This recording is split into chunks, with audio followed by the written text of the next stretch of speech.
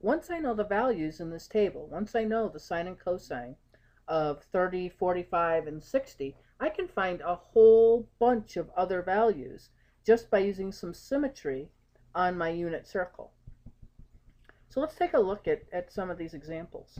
So what I'd like to do is I'd like to find, we'll start with the cosine of 150. So what I'm going to do is use my unit circle.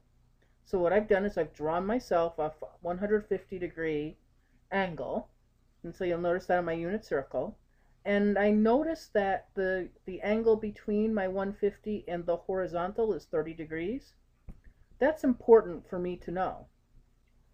And what happens is I'm going to use that symmetry, and we talked about that in an earlier section. So what I know is in the first quadrant,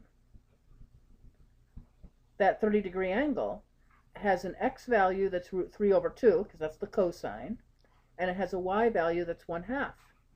So now if I use the symmetry onto the 150-degree angle, what I would notice is that the x value is negative root 3 over 2, and the y value is 1/2.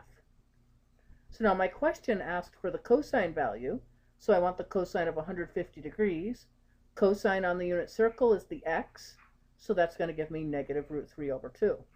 Very simple, very easy, just using some symmetry. Now, if I also wanted the sine of 150, I'd use the same approach, use the same diagram, and I know that sine is the y value. So on my 150-degree angle, the sine is the y, so that gives me the sine of 150 is 1/2.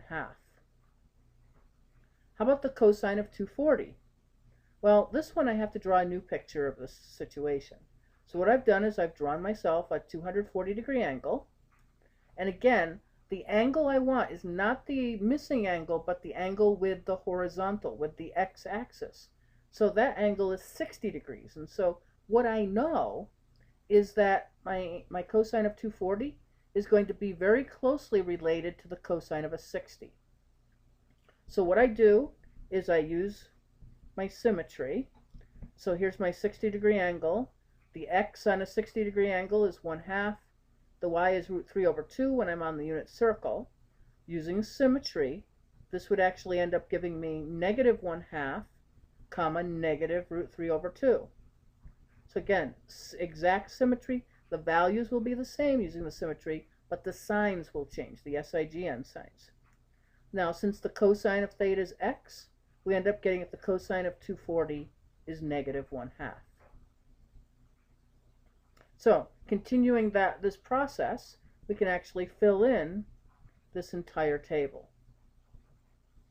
So, I could do the table over and over and over again, or a number of circles. And if I did that, I'd fill in this table.